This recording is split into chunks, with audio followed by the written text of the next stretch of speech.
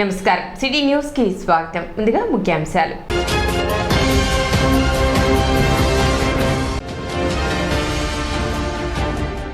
వేసవి సెలవులు అనంతరం గురువారం నుండి పునఃప్రారంభమైన పాఠశాలలు.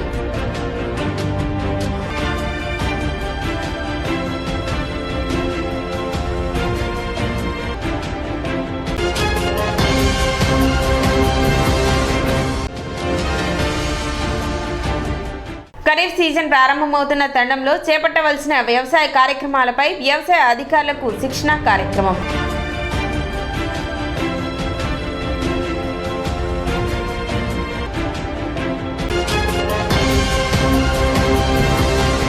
తెనాలిలో మంత్రి నాదెండ్ల మనోహర్ కు టీడీపీ, జనసేన, బీజేపీ నాయకులు, కార్యకర్తలు భారీ ర్యాలీతో ఘన స్వాగతం పలికారు. ఆంధ్రప్రదేశ్ రాష్ట్ర మంత్రివర్యులుగా ప్రమాణ స్వీకారం చేసిన తర్వాత మొదటిసారిగా తెనాలి నియోజకవర్గానికి వచ్చిన మంత్రి నాదెండ్ల మనోహర్ కి టీడీపీ, జనసేన, బీజేపీ పార్టీల నాయకులు, కార్యకర్తలు ఘన స్వాగతం పలికారు. నందివెలుగు గ్రామం నుండి auto Nagar, VSR college, ఐతా Nagar, Gandhi Chowk మీదుగా జనసేన పార్టీ కార్యాలయం వరకు భారీ ఊరేగింపుతో టీడీపీ, జనసేన, బీజేపీ పార్టీల నాయకులు, కార్యకర్తలు మనోహర్ కి స్వాగతం పలికారు.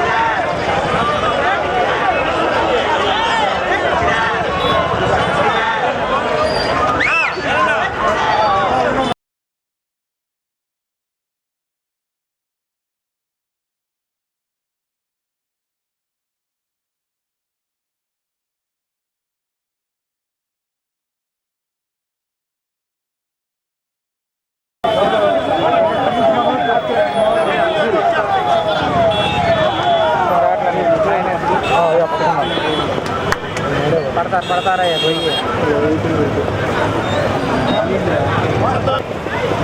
మేమే ముందుంటామన్నా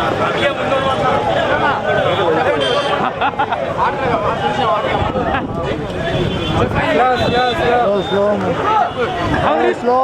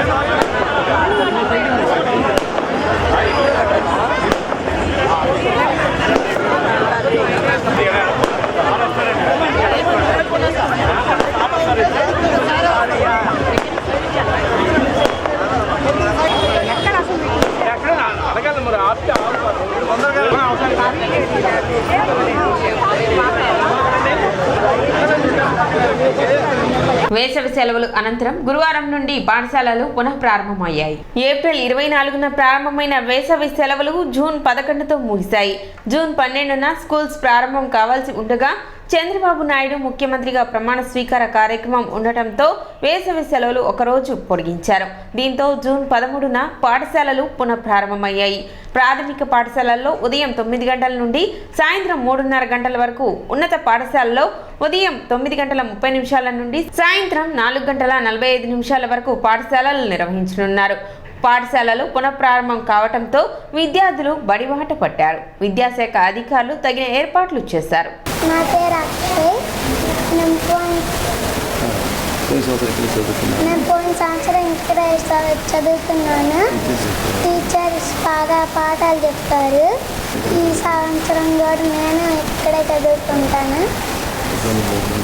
మధ్యాహ్నం భోజనం కూడా బాగుంటుంది. ఎంఈఎస్ గంగానపేట. గత విద్యా సంవత్సరం మరి ముగిసింది. ఈ విద్యా సంవత్సరం నూతన దినంలో మనం ప్రవేశించాం. ఈ రోజు నుంచి పాఠశాలలు పునఃప్రారంభమైనవి. జూన్ 13వ తారీఖున 2024 పిల్లలందరూ కూడా ఈరోజు పాఠశాలకు రావడం జరిగింది. ఉపాధ్యాయులందరూ కూడా పాఠశాలకు హాజరయ్యారు. పాఠశాలని నిన్నటి రోజే మొత్తం పరిశుభ్రం చేసుకున్నారు. ఎక్కడ ఎటువంటి ఇబ్బంది లేకుండా శుభ్రంగా, అంటే పిల్లల్ని స్వాగతం పలకడం కోసం ముస్తాబు చేయడం జరిగింది. ఈరోజు పిల్లలందరూ కూడా వచ్చారు. 5 సంవత్సరాలు లేని పిల్లలందరూ కూడా అంగన్వాడీ నుంచి రావడం జరిగింది. మరి గతంలో మాదిరిగానే ఇప్పుడు కూడా స్టూడెంట్స్ కిట్స్ రావడం జరిగింది. మండలానికి దాదాపు 1,00,000 కిట్లు మన తెనాలి మండలానికి రావడం జరిగింది. ఈ కిట్లన్నీ కూడా స్కూల్ పాయింట్కి చేర్చారు. ఈరోజే మరి ఆ కిట్లు కూడా ఇవ్వడం జరుగుతుంది.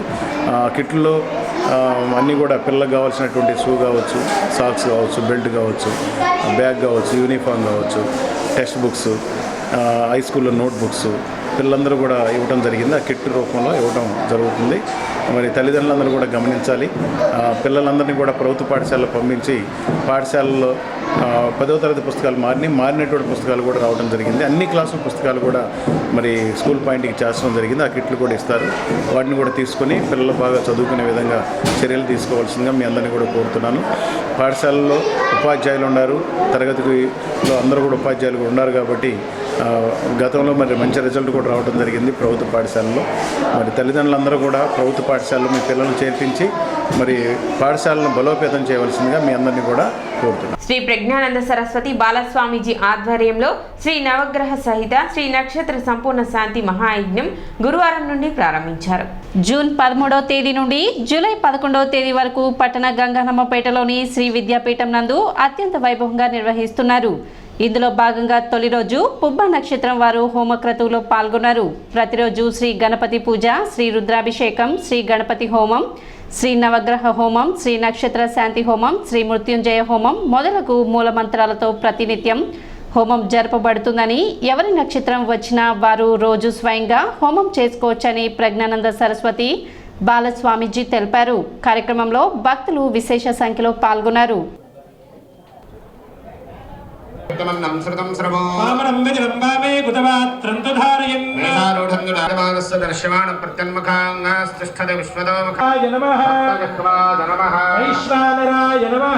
అగ్నిహోత్రానికి చుట్టూత అయ్యా ఈ ఉండేటువంటి అందరూ కూడా కూర్చోండి. మగవాళ్ళు 27 ఉన్నాయి మీ దగ్గర. కరెక్ట్ గా 27 మంత్రాలు మాత్రమే జరుగుతాయి. ఓం శ్రీం హ్రీం ఓం శ్రీం హ్రీం క్లీం ఓం గంగణపతయే వరవరద సర్వజనం మే వశేషమానక స్వాహా.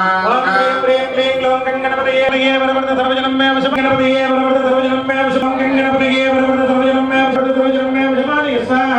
ఇదం నమః. ఆ యాగం చేసేటువంటి ఫలితం మనందరికీ కూడా మన పూర్వజన్మ సుకృతం ఉంటే గాని ఇలాంటి పనులు జరగవు. ఎందుకంటే ఉత్తరాయణం చాలా విశేషమైనటువంటి దాంట్లో ఇందాక స్వామి చెప్పినప్పుడు మొట్టమొదటిగా విష్ణు యొక్క ఆరాధన చేసుకున్నాము. మన నవగ్రహ దేవతలందరినీ కూడా మనం అక్కడ చూసామన్నీ కూడా పాల్గొన్నాం. మనకు కావాల్సినటువంటి కైంకర్యాలన్నీ చేశారు వారు. కానీ ఇది మన యొక్క కాయంతో చేసుకునేటువంటి హోమం, మనం మన చేతులతో చేసుకునేటువంటి హోమం కాబట్టి చక్కగా అందరూ కూడా ఇంతమంది పుబ్బా నక్షత్ర జాతకులు ఉన్నారు కాబట్టి వారందరికీ కూడా ఆ పరమేశ్వరుడు యొక్క అనుగ్రహము, స్వామి యొక్క అనుగ్రహము, మాతా త్రిపుర సుందరి దేవత యొక్క అనుగ్రహము ఎల్లవేళలా కలగాలని చెప్పి పరమేశ్వరుని ప్రార్థన చేసుకుంటూ శ్రీ విద్యాపీఠం శ్రీ శాలిగ్రహ మఠం సంయుక్త ఆధ్వర్యంలో శ్రీ నవగ్రహ సహిత శ్రీ నక్షత్ర సంపూర్ణ శాంతి మహాయజ్ఞ కార్యక్రమం ఈరోజు ప్రారంభించుకున్నాము. గణపతి పూజ, పుణ్యావచనము, అలాగే ఈశ్వరుడికి రుద్రాభిషేకము, గణపతి హోమము, నవగ్రహ శాంతి హోమము, అలాగే నక్షత్ర శాంతి హోమము, మృత్యుంజయ హోమము, పరాంబికైన జగదాంబిక లలితాదేవి మూలమంత్ర హోమ కార్యక్రమాలని పురస్కరించుకొని ఆద్య పూర్ణాహుతి కార్యక్రమం చేస్తున్నాము. రేపు ఉత్తరా నక్షత్రం, శుక్రవారము. ఉత్తరా నక్షత్రం చాలా విశేషమైనది. లక్ష్మీ అమ్మవారి యొక్క నక్షత్రం ఉత్తరా నక్షత్రం. అలాగే శుక్రవారం లక్ష్మీదేవికి ప్రీతికరమైన వారం. శుక్రవారం నాడు ఉత్తరా నక్షత్రం కలిసి రావటం చాలా విశేషం. రేపు లక్ష్మీ కటాక్ష ప్రాప్తి కొరకు హోమము, అలాగే ఉత్తరా నక్షత్రంలో జన్మించిన వారందరూ కూడా రేపు ఉత్తరా నక్షత్ర హోమ కార్యక్రమం చేసుకుంటారు.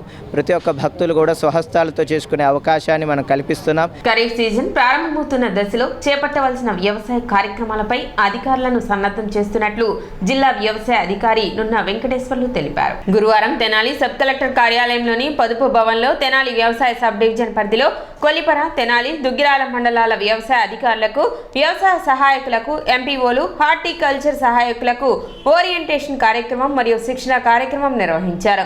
జిల్లా వ్యవసాయ అధికారి నున్నా వెంకటేశ్వర్లు హాజరయ్యి అధికారులకు శిక్షణ అందించారు. రాబోయే ఖరీఫ్ సీజన్లో చేపట్టవలసిన వివిధ రకాల వ్యవసాయ కార్యక్రమాల గురించి అధికార యంత్రాంగాన్ని ముందస్తుగా సన్నద్ధం చేస్తున్నట్లు చెప్పారు. తొలకరి జల్లులు మొదలైన తరుణంలో రైతులు ఖరీఫ్ పనులను మొదలు పెట్టారని, ఇప్పటికే పచ్చరొట్టె విత్తనాలను ఆర్బీకేల ద్వారా రైతులకు అందిస్తున్నట్లు తెలిపారు. పచ్చరొట్టె పంటలను సాగు చేయడం ద్వారా భూమి సారవంతం పెరుగుతుందని, దీని ద్వారా అధిక దిగుబడులు వస్తాయని, కాబట్టి అవకాశం ఉన్నంత వరకు రైతులు పచ్చరొట్టె పంటలను సాగు చేయాలని జిల్లా వ్యవసాయ అధికారి నున్న వెంకటేశ్వర్లు విజ్ఞప్తి చేశారు. పీఎం కిసాన్ పథకం కింద ఇంకా లబ్ధి పొందని రైతులు వివరాలను పరిశీలించి వారి ఖాతాలలో నగదు జమ చేసే ప్రక్రియ జరుగుతుందని తెలిపారు. రాబోయే రోజులలో ప్రభుత్వం కౌలు రైతులకు అధిక ప్రాధాన్యత ఇవ్వనున్నదని, దీనికి సంబంధించిన వివరాలను సేకరించడంపై సిబ్బందికి సూచనలు ఇచ్చినట్లు తెలిపారు. సమావేశంలో ఏడీఏ ఉషారాణి, ఏవో ప్రేమ్ సాగర్, పలువురు వ్యవసాయ అధికారులు పాల్గొన్నారు. తెనాలి సబ్ డివిజన్ పరిధిలో ఉన్నటువంటి తెనాలి, కొల్లిపర, దుగ్గిరాల మండలాల్లో ఉన్నటువంటి వ్యవసాయ అధికారులు మరియు వ్యవసాయ సహాయకులు, ఎంపీఓస్, హార్టికల్చర్ సహాయకులు వీళ్ళంతా గ్రామ స్థాయిలో ఉన్నటువంటి సిబ్బంది అందరికీ కూడా ఒక ఓరియంటేషన్ ప్రోగ్రామ్ కమ్ శిక్షణా కార్యక్రమం నిర్వహిస్తూ ఉన్నాం.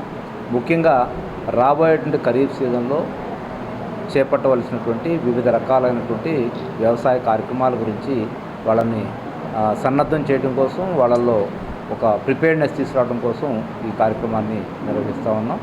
ముఖ్యంగా తీసుకునేటట్లయితే ఇప్పటికే తొలకరి వర్షాలు మొదలైనవి. దీంతోపాటు రైతాంగం అంతా కూడా దుక్కులు దున్నుతూ ఉన్నారు.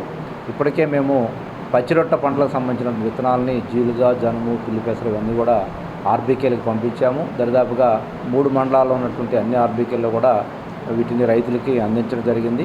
ఇంకా కొంత అధికంగా అవసరం అవుతుందని చెప్పి చెప్తా ఉన్నారు. జీలుగు కానీ, జనుము కానీ, పిల్లిపెసలు కానీ వీటిని లభ్యతని చూసుకొని ఖచ్చితంగా వాళ్ళకి మళ్ళీ తిరిగి కొంత సరఫరా చేస్తాం. ఇదొకటి. రైతులందరూ కూడా విన్నపం ఏంటంటే ఖచ్చితంగా అవకాశం ఉన్నంతవరకు ఈ పచ్చిరొట్ట పంటల్ని సాగు చేయమని. సాగు చేసేటట్లయితే భూమి ఆరోగ్యం పెరుగుతుంది, భూమికి కావాల్సినటువంటి సేంద్రియ పదార్థం అందుతుంది, భూమి సారవంతం అయ్యే అవకాశం ఉంటుంది. తదనుగుణంగా మనకు నాణ్యమైనటువంటి పంటలు పండే అవకాశం ఉంటుంది, పంట ఉత్పత్తులు వచ్చే అవకాశం ఉంటుంది అని రైతాంగాన్ని కూడా విన్నవిస్తూ ఉన్నాం. రెండవది, రైతులకు సంబంధించినటువంటి పిఎం కిసాన్ ప్రోగ్రాం సంబంధించి గౌరవ ప్రధానమంత్రి గారు ఇప్పటికే 17వ ఇన్స్టాల్మెంటు రిలీజ్ చేయడం జరిగింది. దానికి సంబంధించినటువంటి కొంతమంది రైతులు ఇంకా వివిధ కారణాల వల్ల లబ్ధి పొందలేని పరిస్థితి ఉన్నటువంటి రైతులందరినీ కూడా వెరిఫై చేసి వాళ్ళ రికార్డ్స్ అన్నీ కూడా వాళ్ళ ఆధార్ నంబర్స్ కరెక్ట్గా ఉన్నాయా లేదా, తర్వాత అట్లాగే వాళ్ళ ల్యాండ్ అంతా కూడా ఈ పోర్టల్తో లింకేజ్ అయి ఉందా లేదా అనేటువంటిది, ఆధార్ లింకేజ్ అవన్నీ కూడా కంప్లీట్ అయ్యిందా లేదా అనేటువంటిది వెరిఫై చేసి చూడమని చెప్పాం. ఆ ప్రక్రియ కూడా చేస్తూ ఉన్నారు. కౌలు రైతులు ఇప్పటికే కౌళ్ళు కుదుర్చుకుంటూ ఉన్నారు. ఓనర్ ఫార్మర్స్ తో పాటు కౌలు రైతులు కూడా మాట్లాడుకొని వాళ్ళ అగ్రిమెంట్ చేసుకుంటున్నారు. సో ప్రభుత్వం రాబోయే రోజుల్లో కౌలు రైతులకి చాలా ప్రాధాన్యత ఇచ్చే అవకాశం ఉంది కాబట్టి ప్రతి గ్రామంలో కూడా ఉన్నటువంటి రైతాంగాన్ని ఓనర్ ఫార్మర్స్ ఎంతమంది ఉన్నారు, అట్లాగే కౌలు చేస్తున్నటువంటి పూర్తిగా అసలు భూమి లేకుండా కౌలు చేస్తున్నటువంటి వాళ్ళు ఎంతమంది, కొంత భూమి ఉండి మరికొంత భూమిని పక్క రైతుల దగ్గర నుంచి కౌలు తీసుకొని చేసుకునేటువంటి వాళ్ళు ఎంతమంది ఉన్నారు, ఇలాంటి వివరాలన్నీ కూడా సేకరించి ఆ డేటాబేస్ అంతా కూడా రెడీగా పెట్టుకున్నట్లయితే వీళ్ళందరికీ ప్రభుత్వం సూచనల మేరకు ఏ విధంగా సహాయ సహకారాలు అందించబడితే ఆ విధంగా చేయడానికి సన్నద్ధంగా ఉండాలని చెప్పి సిబ్బంది అందరూ కూడా తెలియజేయడం జరిగింది. క్యాన్సర్పై అవగాహన, మధుమేహం, రక్తపోటుపై ప్రజల్లో చైతన్యం, ఉచిత వైద్య సేవలు, పరీక్షలు, మందుల పంపిణీ, కోవిడ్ సమయంలో బాధితులకు చేయూత వంటి సేవా కార్యక్రమాలు నిర్వహించిన తెనాలిలోని శారదా సర్వీస్ సొసైటీ ఈ మారు రక్త ప్రాధాన్యంపై ప్రజలకు సమగ్ర సమాచారం అందించడానికి పూనుకుంది. ఇందుకు ఆధునిక సాంకేతికతను సద్వినియోగం చేసుకుంటూ డాక్టర్ శారదా రచించిన జీవా పుస్తకంలో QR కోడ్ను పొందుపరిచారు. నాయకుల పుట్టినరోజులు, ఇతర వేడుకల సమయంలో శిబిరాల ద్వారా ఒకేసారి పెద్ద మొత్తంలో వస్తున్న రక్తం అనేక మార్లు గడువు మీరి వృధా అవుతుందని, అలా కాకుండా వాస్తవంగా ఎంత రక్తం అవసరమవుతుందో అంచనా వేసి ఆ మేరకు సేకరించి ముందుకు వచ్చిన దాతల వివరాలు నమోదు చేసుకుని అవసరమైన సమయంలో వారి నుండి సేకరిస్తే అందరికీ మంచి జరుగుతుందన్న అవగాహనను ఈ పుస్తకం కలిగిస్తుంది. ప్రతి మనిషి ఎవరి కోసమో కాకుండా తన ఆరోగ్యం కోసం రక్తదానం చేయాలని, దానం చేసిన మేరకు కొత్త రక్తం తయారై దాతలు అనేక అనారోగ్యాలకు దూరం అవుతారని, ఆరోగ్యంగా ఉంటారని ఆమె వివరించారు. జీవ పుస్తకాన్ని ఈ నెల 14న తెనాలిలో ప్రముఖుల చేతుల మీదుగా ఆవిష్కరించి యావత్తు అంశాలపై ప్రజలకు అవగాహన కలిగించనున్నట్లు డాక్టర్ శారదా తెలిపారు. రక్తం, రక్తదాన ఆవశ్యకతపై ప్రత్యేకంగా ఒక గీతం, నృత్య రూపకాలు ఉంటాయని, తుదిగా విషయాన్ని జనంలోకి తీసుకువెళ్లేందుకే ప్రయత్నం అని డాక్టర్ శారదా తెలిపారు. ఇప్పుడు ఈ రోజున మన సమావేశం ఎందుకు అనంటే, రేపు అంటే 14వ తేదీ June world blood donors day. అది మరి ఆ డే సందర్భంగా మేము చేయాల్సిన కార్యక్రమాలు ఇక్కడ మన ప్రాంతంలో కానీ తర్వాత మన స్టేట్లో కానీ ఏమేమి ప్రజలకి అవసరాలు ఉన్నాయి అనేది ఈ నా 40 ఏళ్ల ఈ వైద్య ప్రయాణంలో నేను గమనించినవి, అలాగే చాలా వరకు అన్అడ్రస్డ్ థింగ్స్ అన్నీ ఉండిపోయాయి. అంటే మనకు తెలుసు ఏదన్నా విషయం జరుగుతా అంటే బాగైందని 99 మంది చెప్తానే ఉంటారు, కానీ ఒక్కళ్ళకి మాత్రం తెలుస్తుంది అక్కడ ఏంటి జరిగింది, ఏం లోపాలు ఉన్నాయని. కానీ అలా గమనించిన వాళ్ళు ఏం చేస్తారు అని అంటే, ఈ 99 గొంతులతో వాళ్ళ గొంతు కలపకపోతే కష్టము అనుకుని వదిలేస్తారు. అంటే మేధావులు మౌనం అంటారు దీన్నే. ఎక్కడైతే మేధావులు మౌనంగా ఉన్నారో అక్కడ మరి ప్రగతి అనేది చాలా కష్టంగా ఉంటుంది. ప్రస్తుత గణాంకాల ప్రకారం మనకి దాదాపు 15 మిలియన్ల యూనిట్ సంవత్సరానికి బ్లడ్ కావాలి మన ఇండియాలో. కానీ ఇప్పుడు మనకి లభిస్తుంది 10,000 అంటే దాదాపు 5 మిలియన్ల యూనిట్స్ లేకపోతే ప్యాకెట్స్ మనకి లోటుగా ఉంది. ఇది బ్లడ్ డోనర్స్ ముందుకొచ్చే దీని ప్రకారం కూడా WHO వారు కొంత చెప్పారు లెక్కల. అంటే మీకు ఇంత జనాభా ఉంటే దానిలో మినిమం ఒక 2%, 3% మీరు డోనర్స్ ఉండాలి అని. కానీ మనకి ఇండియాలో 1% కూడా దాదాపు వచ్చినట్టు లేరు అనేది మనకు తెలిసిన లెక్కల ప్రకారం. ఈ లోటంతా ఎవరు తీర్చాలి, ఎలా తీర్చాలి? మనకు తెలుసు బ్లడ్ ఇచ్చేవాళ్ళు మనం పక్కన వాళ్ళ కోసం దానం చేస్తున్నామని, కానీ అది అపోహమ్మ. ఎవరైతే దాతలు ఉన్నారో వాళ్ళకి ఆరోగ్యం వనగూరుతుంది. రకరకాలైన అధ్యయనాలు కన్ఫర్మ్ చేశాయి దాతకి చాలా వరకు ఆరోగ్యం బాగుపడుతుంది. అంటే మనకున్న బ్లడ్ ఇచ్చేయగానే మనకి ఎముక మూలక నుంచి కొత్త కణాలు ఉత్పత్తి జరుగుతాయి. అలాగే క్యాన్సర్స్ వచ్చేవి కూడా కొన్ని అధ్యయనాల్లో తగ్గిపోయాయి. మేడం రాసిన బుక్ జీవా అనేది మన జీవితానికి ఆధారం అండి. అందులో మనకు తెలియని ఎన్నో విషయాలు మేడం పొందుపరిచారు. ఇప్పటిదాకా మాకు తెలియదండి గ్రూపుల్లో పాజిటివ్ నెగిటివ్లు అంటే ఏంటని. కానీ ఒక ఫ్యామిలీలో దగ్గర వాళ్ళు బ్లడ్ ఇవ్వకూడదన్న విషయం కూడా మాకు తెలియదు. ఇలా ఎన్నో విషయాల్ని ఇందులో పొందుపరిచారు. ఇవన్నీ కూడా మేడం బుక్ ద్వారానే మేము తెలుసుకోగలుగుతున్నాం. మాతో పాటు 10 మంది కాదు, 100 మంది కాదు, 1000 మంది కూడా ఇందులో ఉన్న సమాచారాన్ని తెలుసుకోవాలి. మరీ ముఖ్యంగా ఇండియన్ బ్లడ్ డోనర్ రిజిస్ట్రీలో అందరూ స్థానం కల్పించుకోవాలని నేను సభాముఖంగా తెలియజేసుకుంటున్నాను. ఆర్కే మెమోరియల్ ఫౌండేషన్ ఆధ్వర్యంలో 2023-24 విద్యా సంవత్సరంలో 10వ తరగతిలో ప్రతిభ కనపరిచిన విద్యార్థులకు ప్రోత్సాహక బహుమతులు అందజేశారు. విశ్రాంత ఉపాధ్యాయులు ఎండ్రపాటి చింపయ్య తన కుమార్తె రాధాకుమారి జ్ఞాపకార్థం తెనాలి పురపాలక సంఘంలోని ఉన్నత పాఠశాలలో చదివి 10వ తరగతిలో ప్రతిభ కనపరిచిన విద్యార్థులకు ఒక్కొక్కరికి 1116 రూపాయలు అందజేశారు. గురువారం మారిస్పేటలోని NCRNM హై స్కూల్ ప్రాంగణంలో ఏర్పాటు చేసిన కార్యక్రమంలో వీటిని విద్యార్థులకు అందజేశారు. కార్యక్రమానికి పాఠశాల ప్రధాన ఉపాధ్యాయులు బషీర్ అధ్యక్షత వహించారు. కొండేటి రిషిత, షేక్ సానియా బేగం, మునిపల్లి శివకామాక్షి, పి రూపశ్రీ, షేక్ నయీమా, పల్లపు జయశ్రీలకు ప్రోత్సాహక బహుమతులు అందజేశారు. ప్రతి సంవత్సరం ఈ కార్యక్రమాన్ని కొనసాగిస్తామని ఫౌండేషన్ సభ్యులు చింపయ్య తెలిపారు. కార్యక్రమంలో retired HM R Venkatakrishnarao, retired SBI assistant manager B Subbarao, Y Shanti Sudha, విద్యార్థులు పాల్గొన్నారు. మా పాఠశాలలో ఈ కార్యక్రమం ఆర్కే మెమోరియల్ ఫౌండ్ కింద వాళ్ళ యొక్క కుమార్తె యొక్క జ్ఞాపకార్థము ఈ కార్యక్రమాన్ని నిర్వహించుకోవడము మా పాఠశాల అదృష్టంగా నేను భావిస్తున్నాను. వాళ్ళ యొక్క ముద్దుల బిడ్డ ఏ విధంగా అయితే చదువుకొని మంచి చదువులో రాణించి ప్రస్తుతం మన మధ్య లేకుండా ఉండటం అనేది బాధాకరమైనటువంటి విషయము. కాబట్టి అది స్ఫూర్తిగా తీసుకొని ముఖ్యంగా ఆడపిల్లలందరూ బాగా చదువుకోవాలని, మంచి మార్కులతో వాళ్ళు మంచి స్థాయిలో ఉండాలనేది కోరిక మాస్టర్ గారిది. కాబట్టి ప్రతి సంవత్సరము వాళ్ళ యొక్క కుమార్తె జ్ఞాపకార్థం అనేక కార్యక్రమాలు చేస్తూనే ఉంటారు. దేవుడు వాళ్ళకి ఇంకా ఇలాంటి అవకాశాలు కల్పించి విద్యార్థులకి అదేవిధంగా బీదవారికి తమంటూ సహకారం అందించవలసిందిగా కోరుతున్నాను. నేను తర్వాత మ్యారేజ్ అయిన తర్వాత అనుకోకుండా అమెరికా వెళ్ళాను. అంటే ఇంకా మా వారు కూడా అక్కడే వర్క్ చేసేవాళ్ళు కాబట్టి వెళ్ళాను. బట్ అక్కడ నాకు ఉద్యోగం తెచ్చుకోవడానికి నేను పడ్డ కష్టం మిమ్మల్ని అందరినీ చూస్తుంటే నాకు ఎంతో ఇన్స్పిరేషన్గా ఉంది. లైక్ మీ అందరిలో కూడా ఎంతోమంది వెళ్ళొచ్చు. అమెరికానే కాదండి, లండన్ వెళ్ళొచ్చు, జర్మనీ వెళ్ళొచ్చు, ఇండియాలోనే ఉండొచ్చు. ఎక్కడికి వెళ్ళినా ఏం చేసినా మన దేశం, మన ప్రతిభ మనం చాటుకోవాలి. చాలా చక్కగా చదువుకుని అందరూ కూడా మంచి పొజిషన్స్లో ఉంటారని, ఏ దేశమైనా మీ తల్లిదండ్రులని మీ అందరూ చక్కగా చూసుకుంటారని ఎక్స్పెక్ట్ చేస్తున్నాను. అదేవిధంగా మావయ్య గారు వాళ్ళ అమ్మాయి రాధాకుమారి గారి జ్ఞాపకార్థం ఇలాంటి కార్యక్రమాలు నిర్వహిస్తున్నందుకు నాకు చాలా సంతోషంగా ఉంది. నాకు ఇలాంటి అవకాశం ఇచ్చినందుకు థ్యాంక్ యూ సో మచ్ అండి మావయ్య గారు. మీ అందరికీ కూడా ఆల్ ద బెస్ట్. చక్కగా చదువుకోండి, చక్కగా ఎంజాయ్ చేయండి. ఈ school days are the best in your life. హ్యాపీగా ఉండండి. నేను గత 15 సంవత్సరాల నుంచి మీ పాఠశాలకు వస్తున్నాను. స్టాఫ్ మెంబర్స్కి తెలిసి ఉంటుంది. నేను వచ్చి పిల్లలకి దేశభక్తి గేయాలు నేర్పాను ఇక్కడ.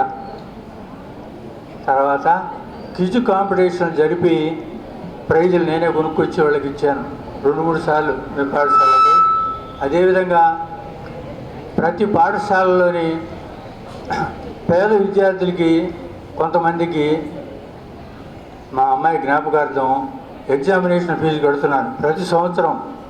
మొన్న కూడా మేషారి వాళ్ళ వార్డెన్ గారి తరఫున అక్కడ పేద పిల్లలకి ఇచ్చారు. అట్లాగే తోటకూర సుబ్బారావు గారి హై స్కూల్లో 4 పిల్లలకి ఎగ్జామినేషన్ ఫీజు కట్టాను. ఇట్లా ప్రతి సంవత్సరం ఒక్కొక్క స్కూల్కి పేద విద్యార్థులకి ఎగ్జామినేషన్ ఫీజు కడుతున్నాను. ఇప్పుడు ఈ సంవత్సరం నేను ఇట్లా కాదు, మిమ్మల్ని అందరినీ మీలో బాగా చదువుకోవాలనేటువంటి ఉద్దేశం కలగాలనే ఉద్దేశంతో ప్రతి స్కూల్లో అత్యధిక మార్కులు సంపాదించుకున్నటువంటి అమ్మాయికి 1116 ఇద్దామని డిసైడ్ చేసుకున్నాను అన్నమాట. ఈ సంవత్సరం నుంచి ప్రతి సంవత్సరం నేను బ్రతికున్నంత కాలం ఆ పని చేస్తాను. తెనాలికి చెందిన కూచిపూడి నృత్య కళాకారిణి చిరంజీవి గ్రీష్మశ్రీను త్రిపుర రాష్ట్ర గవర్నర్ ఇంద్రసేనారెడ్డి గురువారం హైదరాబాద్లోని రాజ్భవన్లో సత్కరించారు. చిన్న వయసులోనే గజ్జల సవడికి తగిన విధంగా గ్రీష్మశ్రీ హావభావాలను ప్రదర్శించినట్లుగా తెలియజేస్తూ గ్రీష్మశ్రీని గవర్నర్ ప్రశంసించి ఆశీర్వదించారని గ్రీష్మశ్రీ తల్లి శవ అరుణకుమారి, తండ్రి శవ కృష్ణారెడ్డిలు తెలిపారు. గ్రీష్మశ్రీ స్థానిక అరబిందో స్కూల్లో విద్యార్థి కాగా తండ్రి శవ కృష్ణారెడ్డి స్థానిక కొత్తపేటలోని మున్సిపల్ ఉన్నత పాఠశాలలో ఉపాధ్యాయులుగా విధులు నిర్వహిస్తున్నారు. త్రిపుర గవర్నర్ను కలిసిన వారిలో గ్రీష్మశ్రీ అన్నయ్య అరవింద్ రెడ్డి కూడా ఉన్నారు. గ్రీష్మశ్రీ గతంలో కర్ణాటక రాజ్ భవన్లో గవర్నర్ తవర్ చంద్ గెహ్లాట్, హర్యానా రాష్ట్ర గవర్నర్ బండారు దత్తాత్రేయుల ముందు నృత్య ప్రదర్శనలు చేసి 2 గవర్నర్ల నుండి గ్రీష్మశ్రీ సత్కారం అందుకున్నారని తండ్రి శవ కృష్ణారెడ్డి తెలిపారు. 8 సంవత్సరాల గ్రీష్మశ్రీ తెనాలికి చెందిన నృత్య గురువు నిర్మలా రమేష్ వద్ద కూచిపూడి నృత్యంలో శిక్షణ తీసుకుంటున్నట్లుగా తల్లిదండ్రులు వివరించారు. బాగుంది, బాగా చేస్తుంది. అభినయం ఏదైతే ఉందో అది మామూలుగా ఏదో చేయటం, స్టెప్స్ చేయటం కాదు. ఫేస్ లో అది కనిపించటం ఏదైతే ఉందో, పర్టికులర్ గా కళ్ళు ఏవైతే ఉన్నాయో ఇవి చాలా బాగున్నాయి. సిటీ న్యూస్ ముంచెంలో ముఖ్యాంశాలు మరోసారి.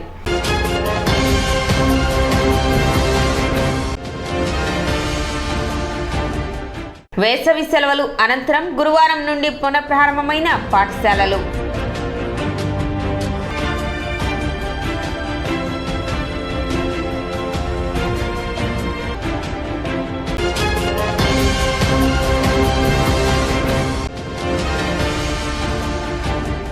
ఖరీఫ్ సీజన్ ప్రారంభమవుతున్న తరుణంలో చేపట్టవలసిన వ్యవసాయ కార్యక్రమాలపై వ్యవసాయ అధికారులకు శిక్షణ కార్యక్రమం.